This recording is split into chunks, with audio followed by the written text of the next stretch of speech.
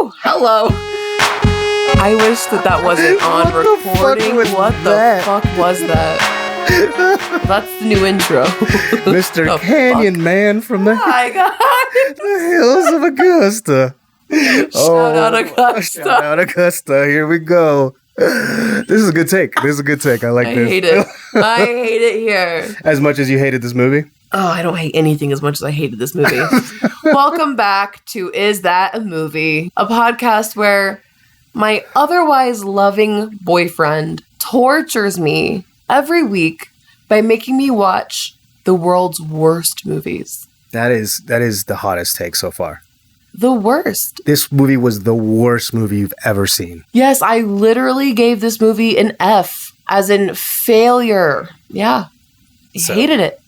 Okay. All right. Well,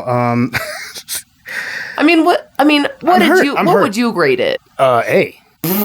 Easy A. This is quite possibly one of my favorite movies of all time for so many reasons. Maybe an A- because of some of the slurs. Probably doesn't age as well. I mean, it came out, 24 years ago? Yeah. I mean, they said the N-word with a hard R. Yeah. A white man.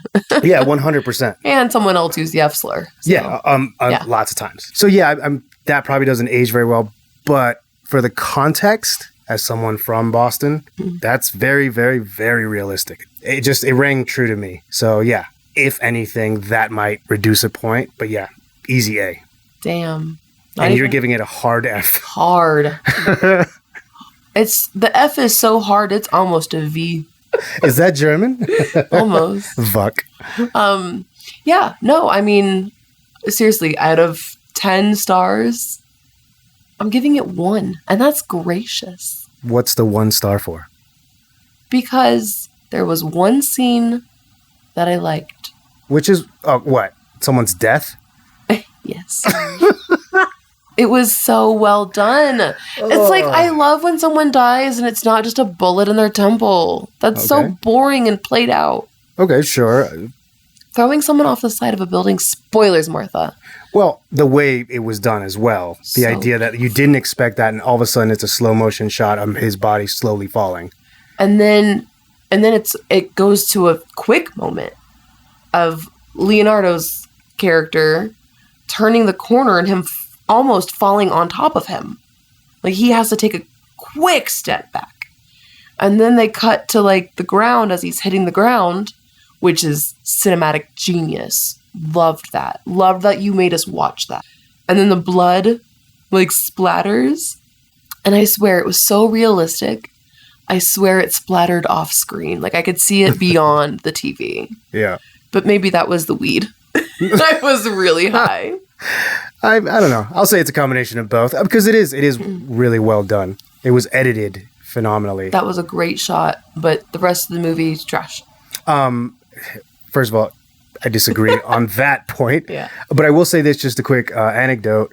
I saw this movie, I think the same year it came out, if not the year after. I think it was in I was living in Florida. It was in a dollar theater. And I went with my girlfriend at the time. And the audience was predominantly a much older crowd. Sure. And so we saw the movie. I loved it. But that scene when they throw Queenan off, because you don't expect it. They're they're mad at him. They're like, "Who's your rat?" And they're tossing him around. Then it cuts to Billy downstairs, getting to the building, and then they cut to that slow motion scene of him. The audience audibly gasped. Yeah. They were. So did I. Inside. Yeah, I felt a gasp. I didn't realize that I didn't really exert a gasp, but I did feel the gasp.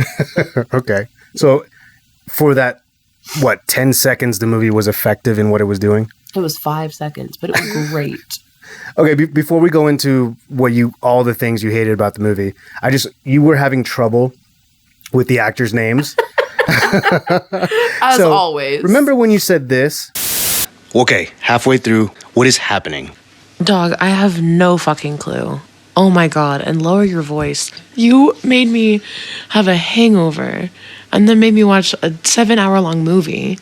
this is torture. But so there's a bunch of cops. Some of them are cops. Some of them aren't cops.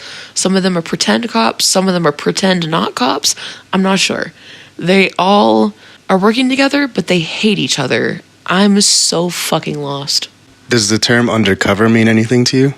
Barely. Well, they're pretending to not be a cop, but they're cops. Who's pretending not to be a cop? The cop. Which cop? I don't fucking know. They're all cops. Matthew McConaughey? Is that person in this movie? No. But that's what you wanted to call Matt Damon. Yeah. Yeah, remember that? I do remember. Yeah, and then you asked me, who'd you ask me about? You said the other character's name, you were like, what did you say? So then I asked if the other guy's name was also Matt. Mark. Cuban. Wahlberg. Well, I mean, the only Mark I know is Makers. Of course it is. Cheers. Bartender for life. Yeah, so I just wanted to quickly just go over who the cast members are and who the characters they play, just so as we go through this, because I feel like a big portion of why you didn't like the movie is because you didn't know what was going on and who was whom and what they were doing and what their role was. So quick little just rundown of the cast. Leonardo DiCaprio plays Billy Costigan. Mark Wahlberg plays Dignan, Chief Queenan's right-hand man. Jack Nicholson plays Frank Costello. Matt Damon plays Colin Sullivan. Very Irish name. That was a very common name growing up. I think that's it. Oh, Anthony Anderson was there as Officer Brown. Yeah. Yeah, I think that's about all the important players. But just so you keep those names and the actors in the back of your head. Already gone. They didn't make it to the back of my head. Honey, they entered through the ear canal. Do I hate myself? Well, that's up for debate. It's a different podcast. Why do I? Yeah, that is a different. Let me count the ways. Okay, so let me have it. What are all the things you hated? I really didn't like the music that they were doing. So okay. Lots of times I notice in films and shows, and it's typically something that I enjoy, where they're using the music in the background, the foreground, and then you see maybe the character takes their headphone out, the earbud out, or someone opens a door, closes the door, something happens, and the music abruptly stops. And then you're kind of cut into the moment of what's going on. I think that moment I usually really enjoy. And I did enjoy the first time that they did it. Second time, a little less. Third time, a little less. And they just kept doing it. What was the first time? I don't know. What do you just watched the movie? It was the first time. I don't know. You can't make an argument without citing examples. The point being that they did it too much. Same thing with the swearing. Did what too much? That cut where they were like... Music was on, music was off? Yeah. Okay. They're playing and then the music swearing? to set the background music, but then it's the foreground and then it stops because he's answering a call. And they did that several times, like in a row. It was so lazy. And then you just mentioned the swearing? Yeah. I'm no goody two shoes. Like I swear like a sailor. But I just felt that they were swearing like so much so that it took away from the point of swearing. Like swearing is like very punchy. It's very, for lack of a better word, like punctuating. And they were just using it like filler words. Like it was like when I say like or someone says they were saying fuck or fucking. Like I thought it was lazy. I hated the writing was just really, really bad. Let me ask you a question. Do I say fuck a lot? Not a lot. Do I say it emphatically to the point where you've made it a point to be like, you kind of say fuck really aggressively? Yeah. Where do you think that comes from?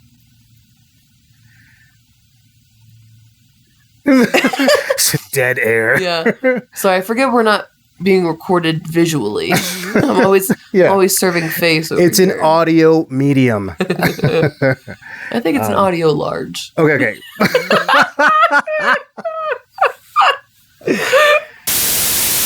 Okay, so right now you're just saying that you don't... Something about the music and the editing style. Yeah. The music stops. The swearing you thought was... superfluous. Okay, all right. It's a big word for Elmo. Yeah, it was aggressive. Yeah. Aggressively cussful. Yeah. And then... What else? I just feel... Which implies that you're saying that it's bad writing. Yeah. Because it is a scripted film. Right. Okay. And then I would say, I get the feeling that this was sort of gangster crime, even though they're cops, it's kind of gangstery. It's a crime drama. I believe that's what it's categorized as. I don't think I like that genre. Do you have other examples of movies? Yeah. Have you seen other movies that are crime drama? What do you think? I'm going to say no. That's a hard no. Yeah. Yeah. Okay. So this is essentially your first. I won't say my first, but like the only one that comes to mind is Boondock Saints. Oh, okay. That was sort of a similar vibe. Okay. I mean, yeah, sure. I could see that. Did you enjoy Boondock Saints? No. Yeah. Okay. This is the thing I will say. I enjoy Boondock Saints. I don't think it's a fantastic movie by any means. Yeah. I think it's great for if you knew the history behind that. And also, amazing recommendation. There's a documentary, hopefully it's still out there, about the making of Boondock Saints. But basically it focuses on, I can't remember his name, Troy something, but he's the guy who directed and wrote it. And at the time, he also had a band that was about to like blow up, but he was such a piece of shit and became so arrogant. The name of the documentary is called Overnight, as a reference to him becoming big and simultaneously an asshole overnight. Wow. To the point that if I recall correctly, there's a scene where he's outside of a club and a car tries to run him over because they hate him so much. Mm-hmm. And the camera pans over and it's Harvey Weinstein. Yo. Just standing there. Yeah. So huge recommendation on the Boondocks. But I won't say it's a great movie. It's enjoyable for what it is. It's basically, in my opinion, a B movie. Like one of those kind of sideshow movies that you put on. It's silly. It's stupid. It gets the point across. It's fun. Yeah. But I wouldn't necessarily put it in the same category as this movie. Yeah. But you're saying that you're not, so far, you don't really understand or enjoy the crime drama genre. Yeah. Okay. Or like the gangster. I know about it. Yeah. Okay. That's fair. I also saw the first 30 seconds of The Big Lebowski and hated that. Don't get ahead of ourselves. True. We're going to cut that out. Yeah. No, we'll leave it in. Everyone's going to get a chance to judge you on that when we do The Big Lebowski on this show. Okay. But you've made some valid points on other episodes, so who knows? Maybe you'll change some of our minds. The last thing that I really hated. I'm not letting you use it. What a segue. The last thing I really hated. I just felt, because I was talking about the writing. Yeah. I don't know how you write 2.5 hour long movie and you leave so many questions unanswered. Okay, I kind of gathered that you were, because you said it, well, first of all, from the intermission check-in, you were clearly confused. You said you had no idea. And I still am. You had no idea. Don't yawn into the microphone. I have a feeling that the biggest reason you don't like this movie is because you were completely lost. Well, don't make it out like I'm stupid. No. I think that's on the writers. That's not my fault. That's theirs. Okay. I think there's a middle ground. And this is what I'm going to argue throughout this episode. My argument is going to be, and again, this is about, the point of this is also for us to get along on something I love and I want to share that with you. Right. And you detest what I love. Yeah, so unfortunate. It is. But it's also the idea of like learning language, but also hearing your opinion and like the generational difference between us. Sure. And as someone who specifically did not grow up with movies, you are very much in a niche position to experience these things without any references, pop culture or otherwise, to have an opinion on these things. So I can agree that predominantly it is the writer's responsibility to make sure that you follow the story well. Yeah.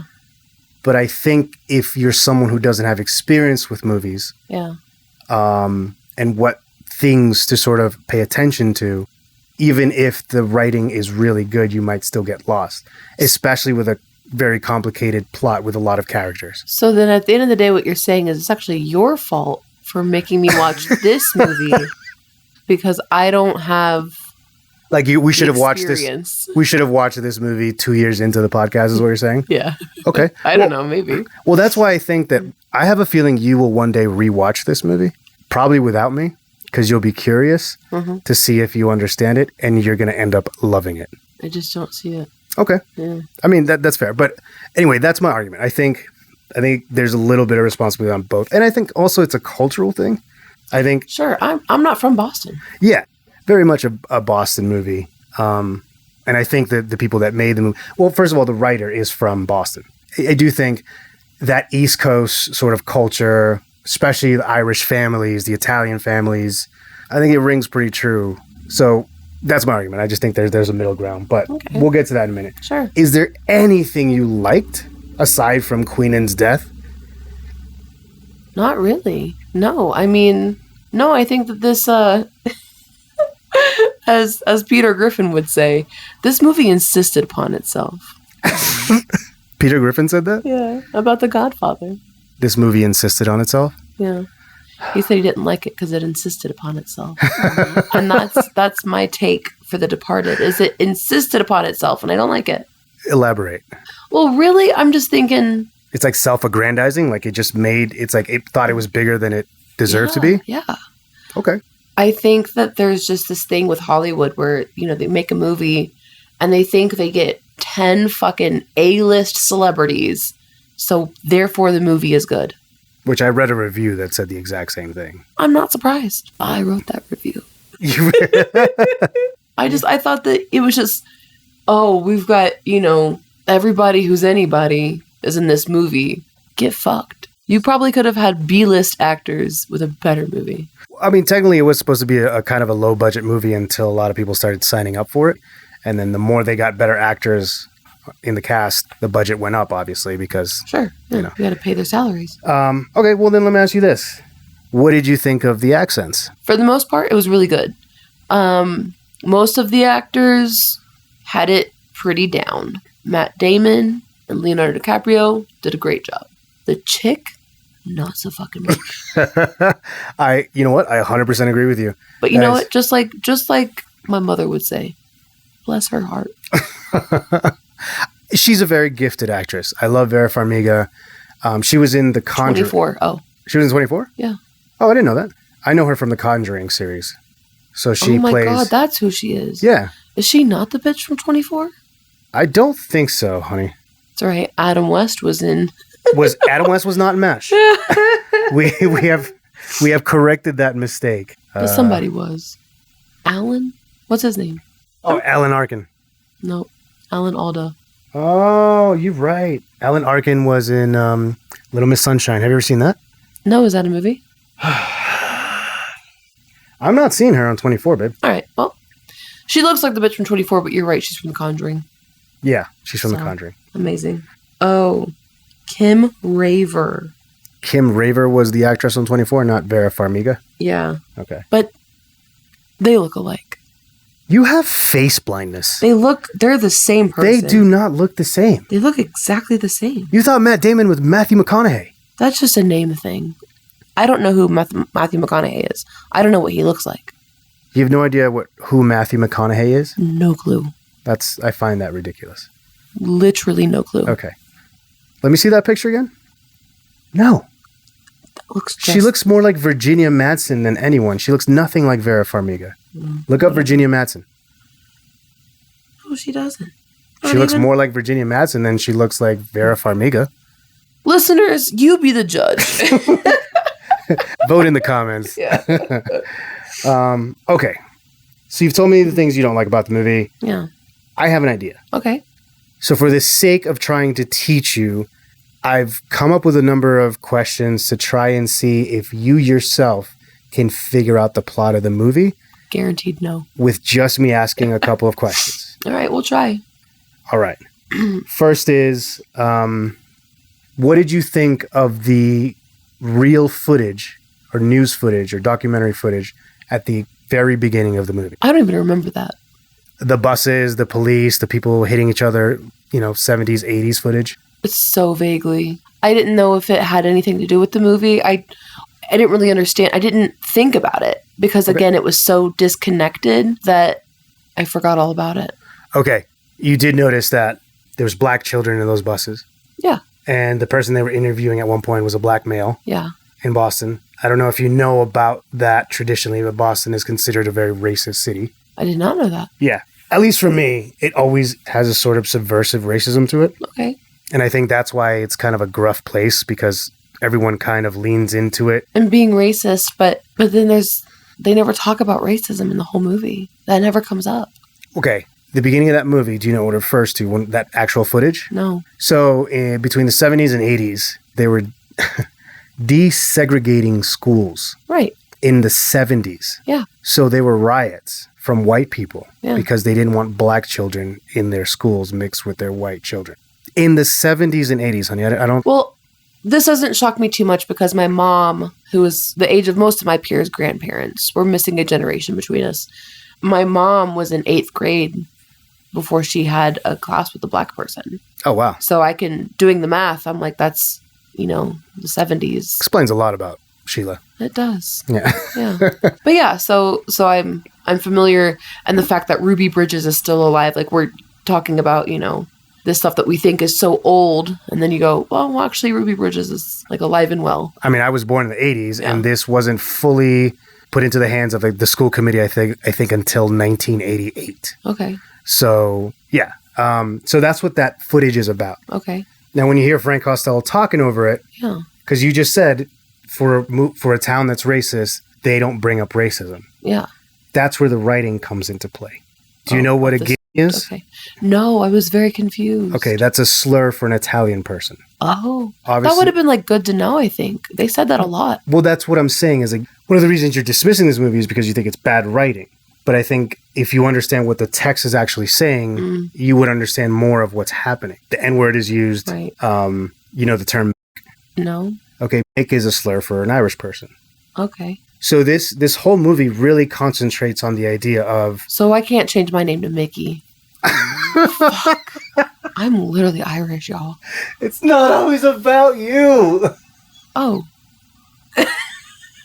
Not bad. That was a very revelatory oh. So anyways. Okay. So what you need to understand then is that there is this subcurrent of racism within the culture of Boston. Okay. That's a lot of that is subtext. Okay. But of course, if you don't know that those are slurs or that's what they're referencing, then it wouldn't make any sense. I don't condone any of these phrases or these terms. They are slurs. They should not be used.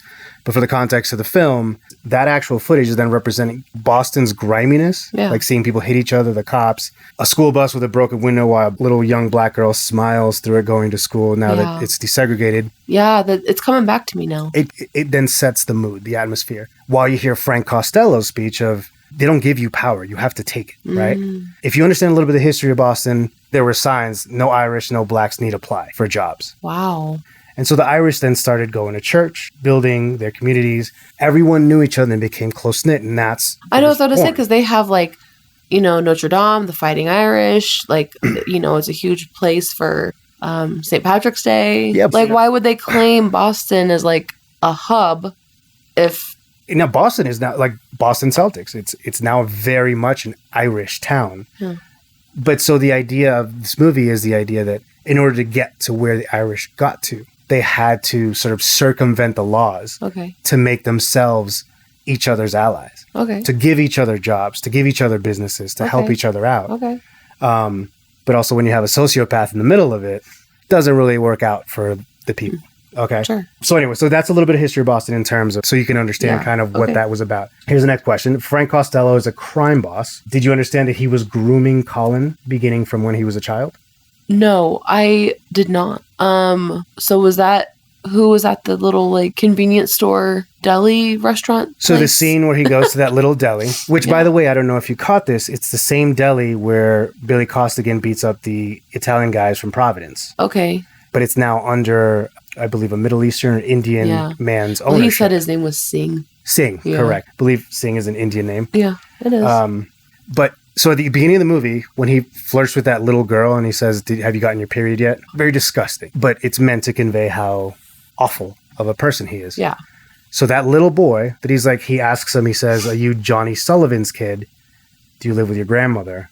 Do you do good in school? And he turns to him and the kid says, yes. And then Frank says, I used to do good in school too. They call that a paradox because he did well in school, but he became a criminal, which implies then that Frank Costello is extremely intelligent, which you can see throughout the movie that he is. Yeah. So that little boy is who Matt Damon plays. Okay. I did not catch that. Okay. So from a young age, he's grooming him, does well in school. Right. He then makes him want to be a cop for him. So he's manipulating the boy to become this. Okay. Then simultaneously, you're seeing Leonardo DiCaprio's character going through the academy, and he's becoming a cop. Now, why won't they make him a cop? Because he's too smart? Yeah. Because he said something about, like, you did, like, what, 1,400 in your SAT. You should be an astronaut. You're an astronaut, not a cop. Yeah, exactly. Yeah. Do you know what the term statey means, by the way? I just, from context, assume state patrol. State trooper. State trooper, yeah. State trooper, yep. Yeah.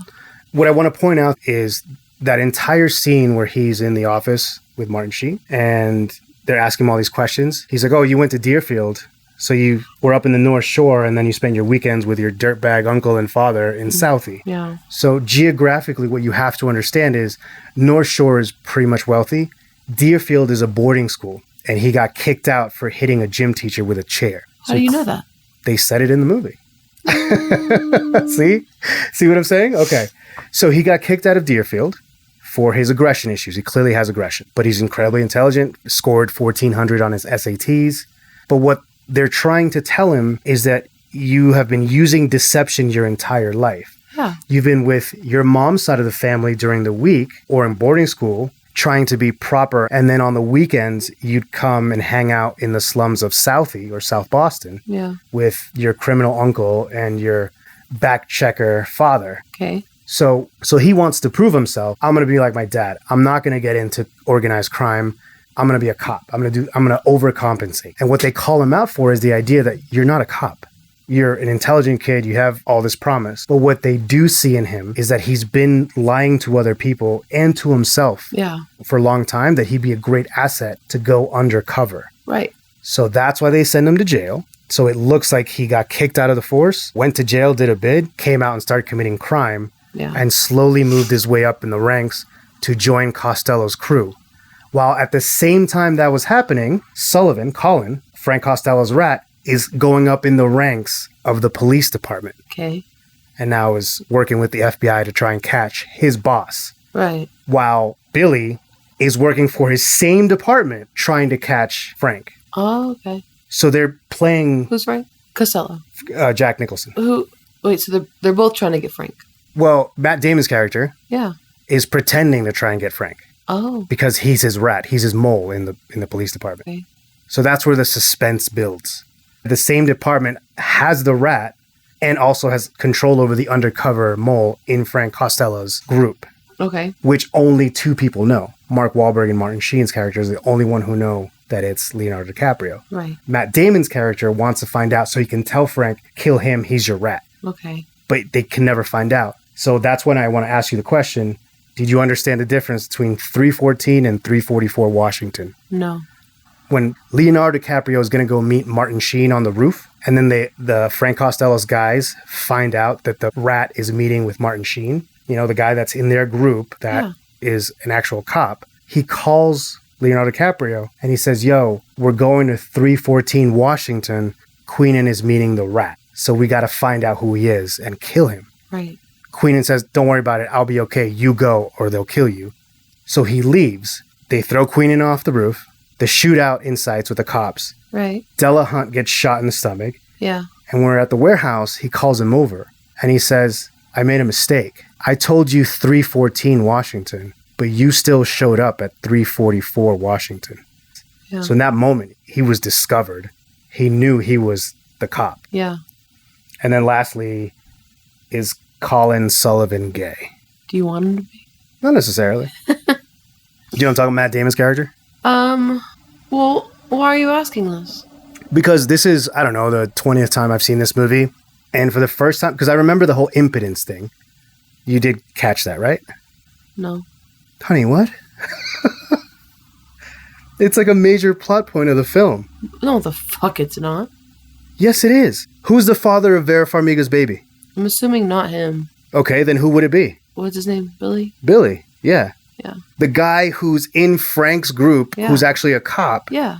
Who's the girlfriend of the rat who's part of Frank's group that's in the Stadies. You see how this movie sucks? That you just had to say all of those things? The movie it's a story. If you pay attention, it tells you everything you need to know.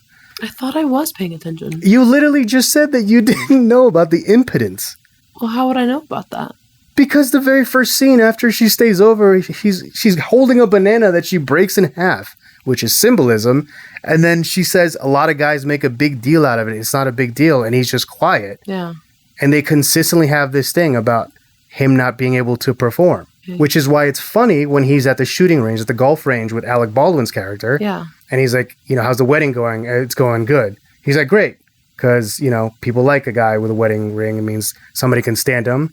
And women know that either you have money or your dick's working. And he goes, oh, yeah, it's working. It's working overtime.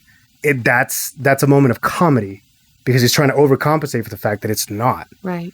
But the reason I'm asking if he's gay is because this viewing, I feel like everyone was subtly saying to him, we know you're gay. Really? Well, the scene in the... when he goes to buy the place? The what? Yeah, the guy he's like, oh, you're having a guest or overnight guest? Yeah, because he says something about, I don't know, implying that he can't afford it or something. Right. And he's like, I have a co-signer. And he goes, oh, I understand. You're going to you anticipate having a guest or something. Exactly, right. That's the first allusion to maybe someone perceiving him as gay. And then a couple of, the slurs, like the F slurs, are thrown at him. But they seems kind of directed as opposed to just like a random, right. Like ribbing or joking thing. Yeah. When Jack Nicholson's in the porn theater where he meets him and he takes out his black dildo, and pretends it's his penis, he says to him, you see something you like, Carl?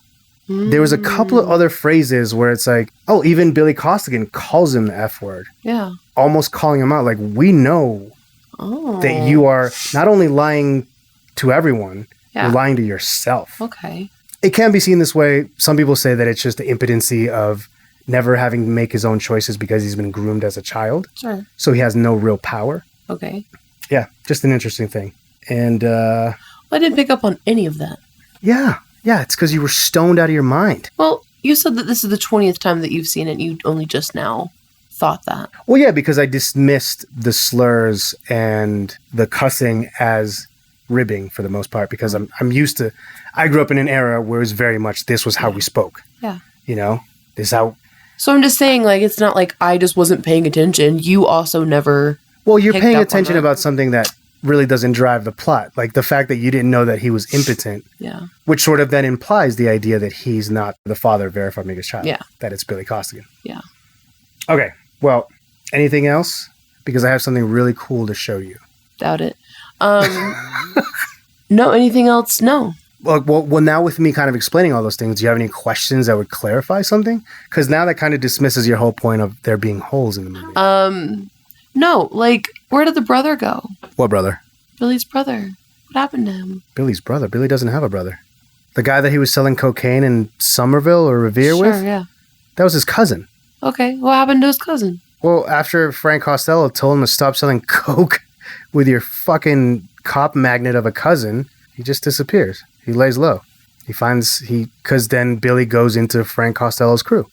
He's finally infiltrated the crew. So why do we ever know him?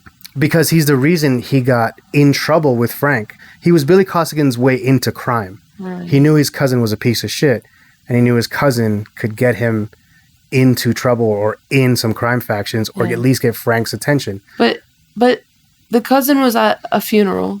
Yep. And that guy ends up being... They circle back to him. You noticed that. Okay.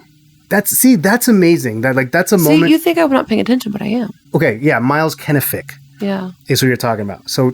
And he never comes back up. Well, he comes back up in the murder. But here's the beauty of the writing. Because, okay, he says, I was just at a funeral for Miles Kennefic. Yeah. Right? And then it cuts to the conference room with Alec Baldwin and Mark Wahlberg and Matt Damon. And they show the picture of the dead body and they explain that they hired this kid to do this job and then they killed him because that's the bridge, Miles Kennefic. And then Matt Damon's character says, oh, Miles Kennefic, his dad runs blah and blah's liquors. Yeah. And then they say, we don't give a shit about the scumbag. Yeah. We want the guy that hired him. We want Frank. Gotcha. Then, done, resolved. Okay. Now we understand why Miles was brought up. The characters themselves resolved it for us so we no longer have to worry about that. That's great writing. Right. It's fantastic writing. Right. Anything else? I reckon that's all. All right. No, I think those are all my questions. Okay. No. Do I feel clarity? Not even a little bit. Do you like soap operas? No. Okay. Well, maybe that's why you don't like this movie. It's a melodrama. Mm. You have betrayal. You have revenge. You have secrets. You have 2.5 hours to make it make sense. Yeah, and it did. It made perfect sense. Okay, for example, why did Vera Farmiga open the letter that was addressed to Detective Sullivan, to Matt Damon's character? Because it was sent from Billy. Okay, so why did she feel that she needed to open it? Because she just saw Billy. No, he gave her own envelope. Yeah. And says, hold on to this. You're the only person I can trust. Don't open it either in 2 weeks or if something happens to me. Yeah. Well, that's another hole because we never see her open it. There's no need to. Well, yes, there is. No, there isn't. It's evidence. What's in the box? No, it's implied that it's evidence against Matt Damon's character. Oh. And then... I thought it was money. No. Why would it be money? Because she's pregnant with his baby.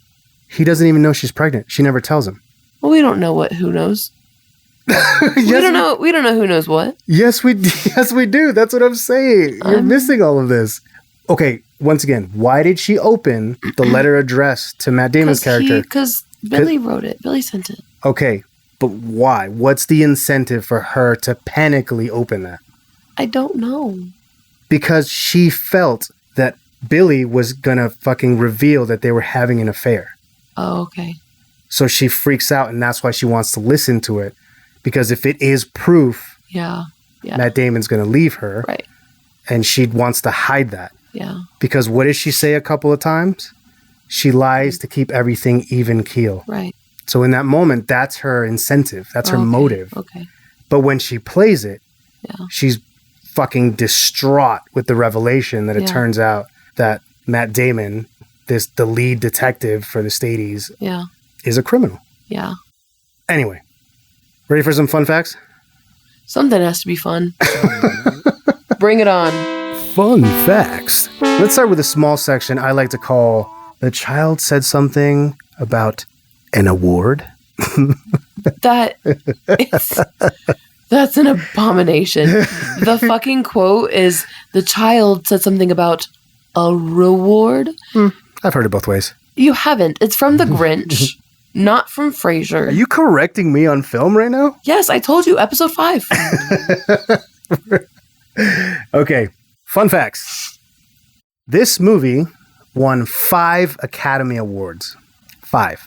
Do you want to guess what those categories are? Or, you're just finding out the categories exist for the Academy Awards, right? Yeah. Okay. I don't know the difference. I don't know the difference in all of the different awards. I think you will, because Grammys some of those and Oscars, Academy. So Grammys are music. I literally don't know any of it. Grammys are music. Academy Awards are for films. Emmys, I believe, are for TV. What about Oscars? Oscars are the same thing as Academy Awards. See? So the prize they give you, the Oscar, is an Academy Award. Oh, I see. Yeah. So this movie won 5 Academy Awards. Best Director, Best Adapted Screenplay. Don't even know what that means. So it's a screenplay someone wrote, adapted from a different work. So plot twist, this is a remake of another movie. Let me kill myself. It's based on a 2002 Hong Kong crime action thriller directed by Andrew Lau and Alan Mak called Internal Affairs. Okay. But it won an Academy Award for... So they took that film, and this guy wrote a screenplay adapting it within the confines of Boston culture and Boston crime, which is a very hard thing to do it that well.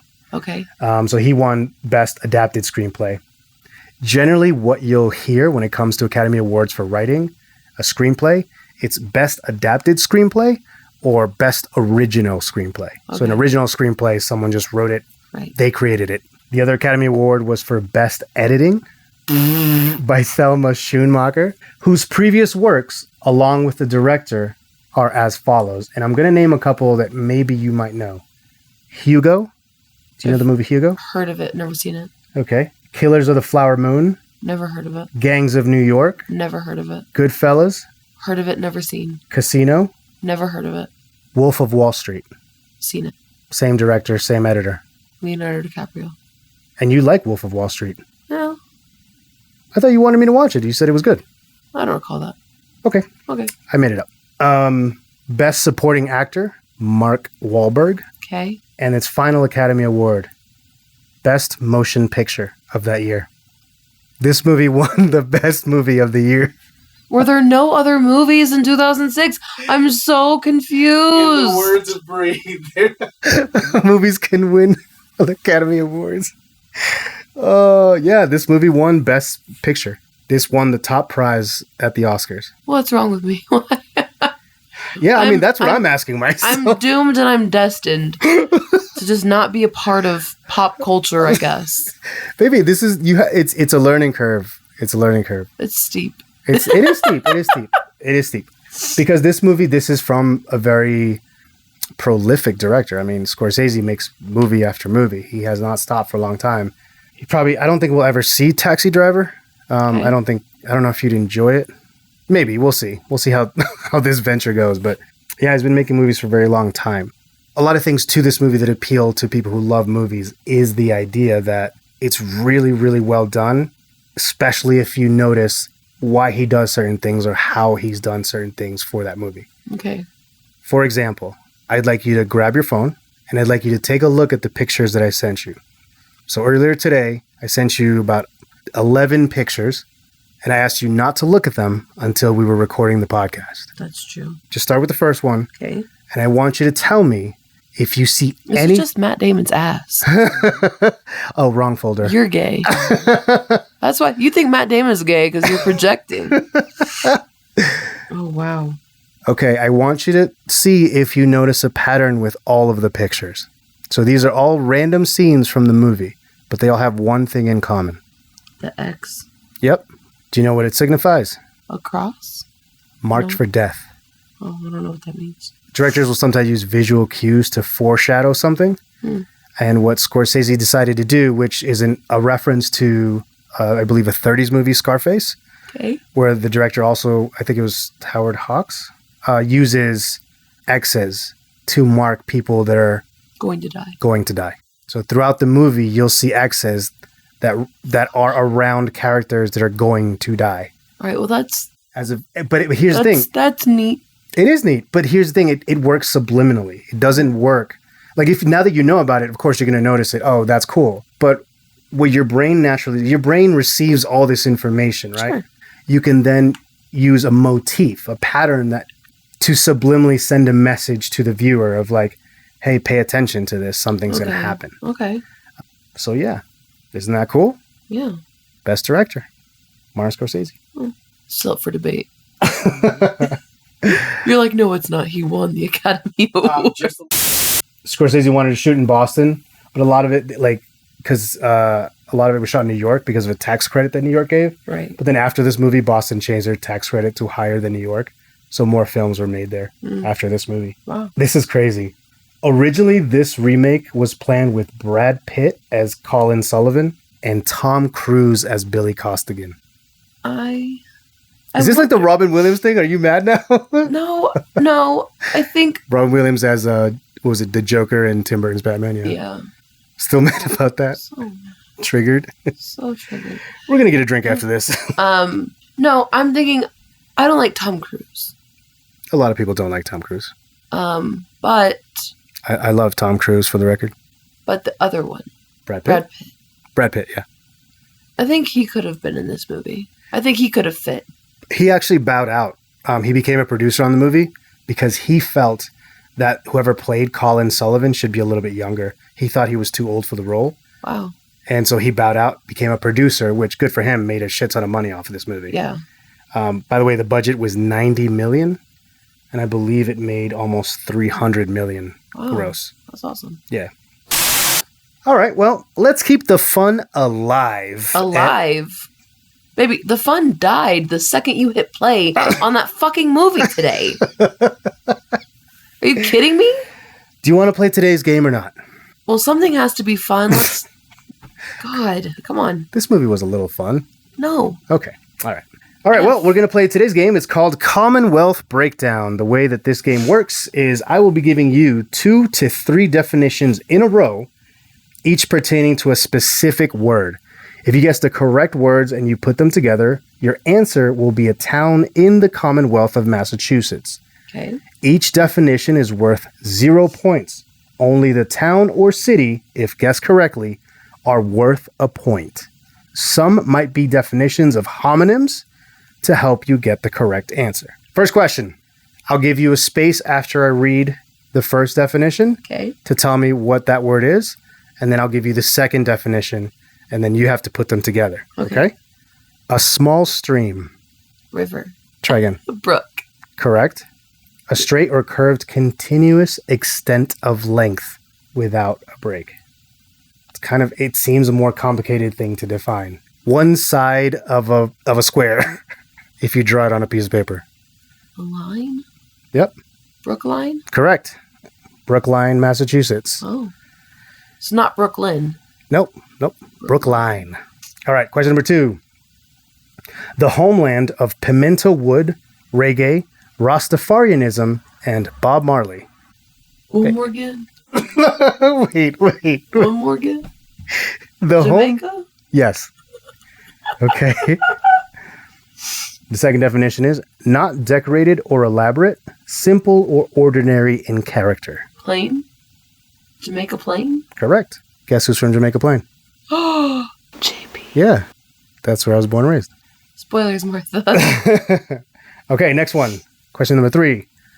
The plural of any natural material, hard or soft, having a distinctive mineral composition, or the plural of the solid mineral material forming part of the surface of the earth.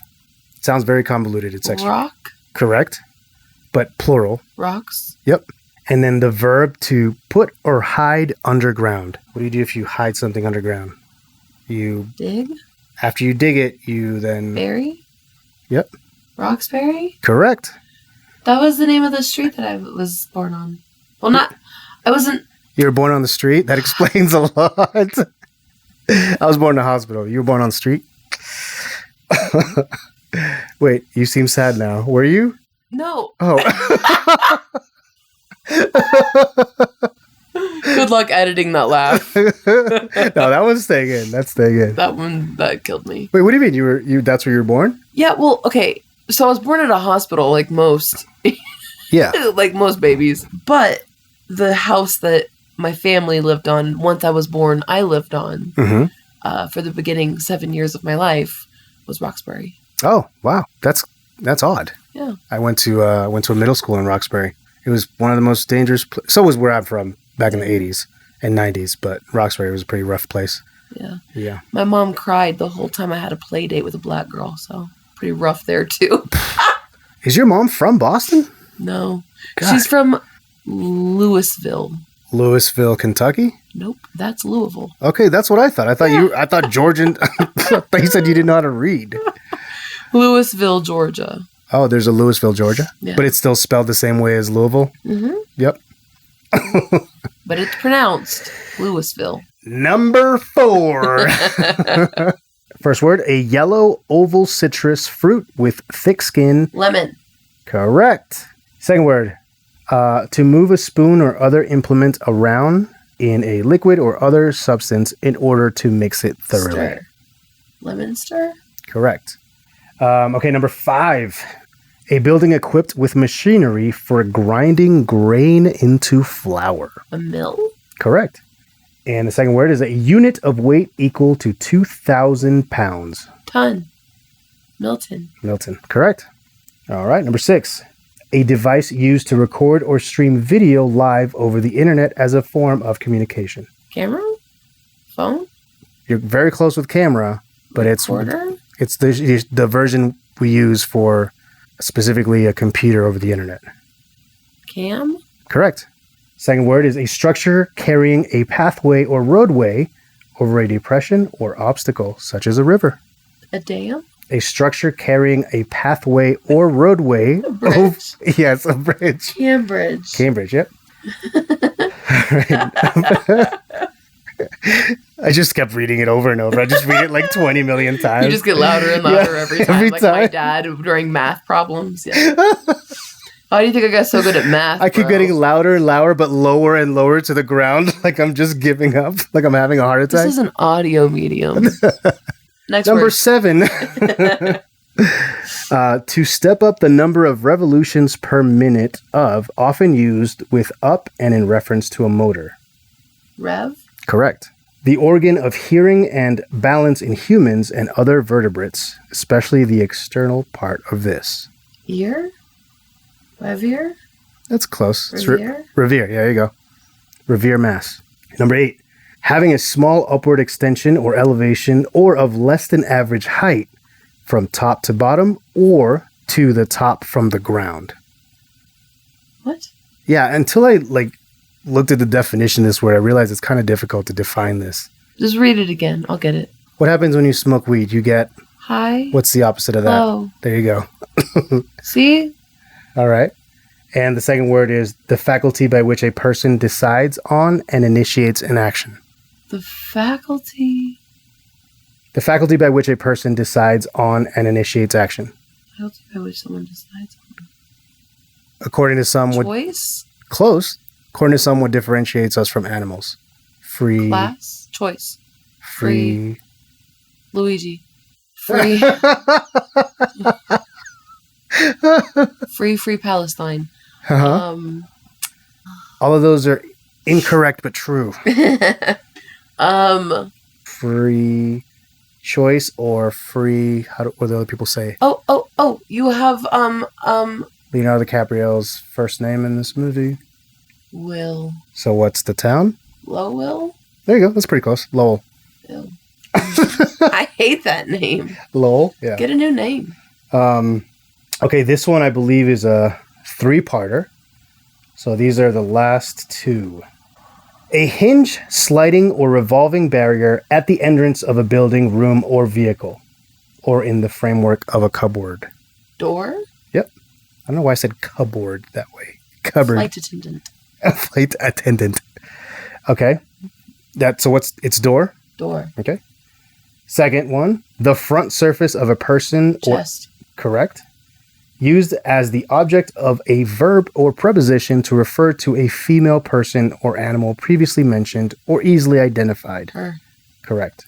Dorchester. There you go. That was easy for you. Did you know that? You knew that's where I was going? As soon as I got door, I don't know how I know Dorchester. Have you mentioned that town before? I probably have, yeah. Yeah. I got door and I was like, Dorchester? Okay, this one's kind of cool because I didn't know how to break this one down. Okay. And then I ended up finding out about something that I had no idea existed. Okay. So I gave you an extra clue for you to get it right. Love extra clues. The fruit of a Central Asian tree of the rose family that resembles a hard-fleshed yellow apple and is used especially in preserves. And it's not coffee? Mm-mm. Is it a tea? I'll tell you what, don't guess the first word. I'm going to give you the second word. Okay. The second word, there's 2 definitions because there's 2 words that are homonyms. Okay. Right? To perceive with the eyes. To see. Correct. Okay. So the town is going to be blank C. Yeah. Oh, but it's just 2 parts. I thought you said it was 3 parts. Not this one. Oh, okay. So it's something from a plant in Asia resembling a rose, often used in preservatives. No, it resembles a hard-fleshed yellow apple from the rose family. Do you want me to give you the hint? Rashida Jones' father's first name and the middle name of the 6th president of these United States. Why the fuck would I know that? I don't know what K stands for in James K. Polk. What? The 6th president. The 6th president? James K. Polk. It was not. Oh, he's the 16th. Remember, this is a town in Massachusetts. A town in Massachusetts. Something You don't know who Rashida Jones' father is? No, why would His last name is Jones. What do you mean? How would you not? You love music. What? James Earl? I don't fucking know. The 6th president was named what? J. Blank A. John Blank Adams. Quincy? There you go. You got that one wrong, but so it's Quincy C? Who the hell's Quincy C? Because you said to C. No, the fruit is a quince. Oh, Quincy. Why would I know that? That's why you're setting me up for failure. Okay, listen, I literally made these as easy as possible so you can get the definition. I even told you this one was a hard one, but I knew this was going to happen, so I gave you a bonus question. You want the bonus question? Yeah. This one's going to work a little differently. Okay, so this is just going to be a made-up definition of a place that belongs to Massachusetts. Made up? Mm-hmm. Okay. This island is named after George Washington's wife, who quickly turned it into a plantation of grapevines for winemaking. Martha. Mm-hmm. Martha's Vineyard? Correct. There you go. 10 points. Spoilers, Martha. This game was so much more fun until you started falling asleep halfway through. I've been asleep since we started watching the movie. I'm so fucking bored. When do we get to watch a good movie, Xandre?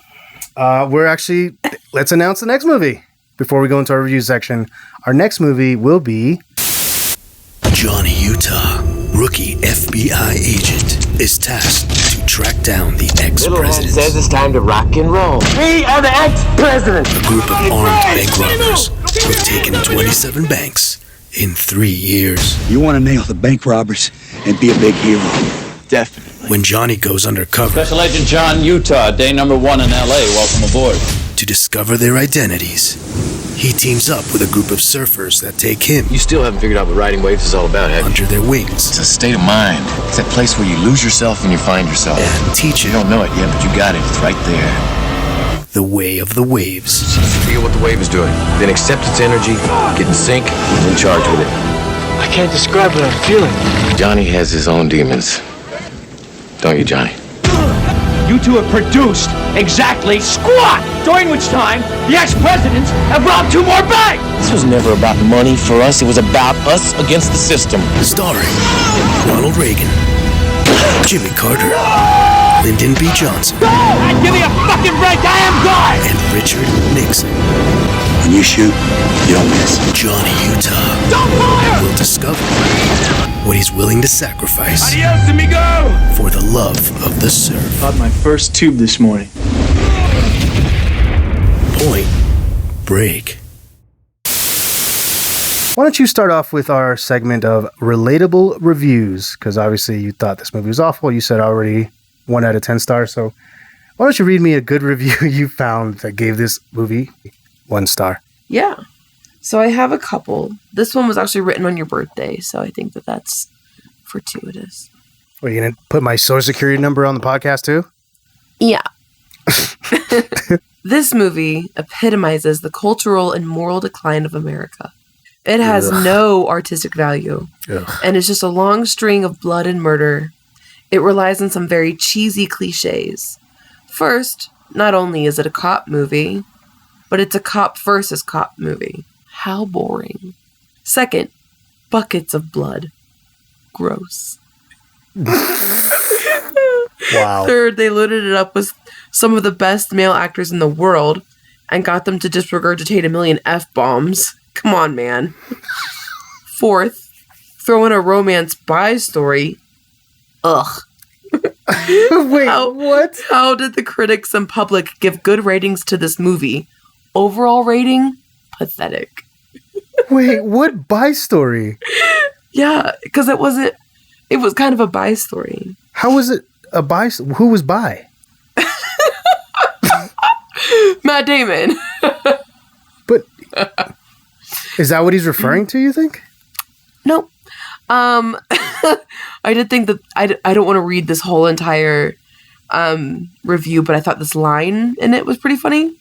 By the end of the movie, I was so tired of the overacting and the corny, predictable dialogue, I had started to imagine this as an SNL parody of a mob movie, which was surprisingly easy to do. But I just want to share with you the best review I've ever seen of any movie ever. Okay. I've never read a review so poignant, so succinct, Really? and so relatable. Okay. This person's review says, 1/2 of a star. Can't believe y'all killed Billy Boy. And honestly, when I saw that, I was like, that's relatable, because that was the most upsetting thing. That they killed Leonardo DiCaprio's character? You can't kill Leo. That's a hate crime. It was shock, right? Because you don't expect that. But It's Leo. But I can't believe y'all killed Billy Boy. did you see the X behind his head in the elevator? Yeah, dog. Yeah. He was marked for death. Also a movie, which I believe is what? Steven Seagal? I don't know. Well, can let me read you a review that I think will ring true to your perspective here. Sure. Where is it? Okay. I can't believe y'all killed Billy Boy. That's so good. That's so good. He's just mad that they killed Leonardo DiCaprio. I was like, this is so relatable. Okay, so this is from Bob, 1998. Sounds like a fake name. Well, no, I think he started this in 1998 when he was a retired police officer. The title of this review is Movie Script is Made Up of Continual Cursing. Why does Hollywood continue to believe that people in this day and time need to hear cursing in movies? That goes way out of line. The entire script was centered around who could use the F word the most in one sentence. And I believe that the writer must believe that in order to be a real man, you have to curse. The truth is that a person who has to try and prove himself lacks the character and integrity to be a real man. In quotes, by the way. Every time it says real man, it says real in quotes. Don't try and say that the characters in this movie are talking like cops in the real world do. I am a police officer and have been for over 35 years. And I've never heard anyone use the F word like it was used in this movie. The Massachusetts State Police hopefully are in an uproar over the way that they're portrayed in this movie. It makes them look like a bunch of uneducated dunces that can only prove themselves to each other by cursing. Stay away from this movie. You think that that's the relatable review? Yeah. Xandre, that's actually offensive. Well, I'm actually more angry at you now than I was when I watched the movie. Why? Well, because that's what I hear. That's what I hear. It's like, look, you think that it's coming off prudish, like that I'm just uncomfortable with swearing, and I'm obviously not. No, I'm not. I'm not reading that because I think a lot of the complaints that I was reading were completely out of touch. Yeah. With the idea that language can be used colorfully in that way. And it can. My issue was just that it was used so much that it lost its purpose. But again, I think this is a cultural difference where you were focused on the cursing. To me, they're punctuation for the words that come before and after. Okay. My love, I'm going to give you an opportunity for a new segment I'm going to call Review Redo. Yep, that's it. That's the sound. This is where I give Cate an opportunity to revamp her initial score of this film. And I'm begging you, baby, reconsider your score. You really going to keep it at an F and a 1 star? I think I'm going to change my score. Really? Yeah. Half a star? Half a star. I can't believe y'all killed Billy Boy. And on that, we'll see you guys next time for Is That a Movie? This is definitely a movie. I mean, it's a movie. Time to depart from this episode, am I right? Not once did I mimic a Boston accent this entire episode, and I am proud of myself. Yeah. Because that would have been easy to do. Yeah. You deserve to go see a baseball game at Fenway Park.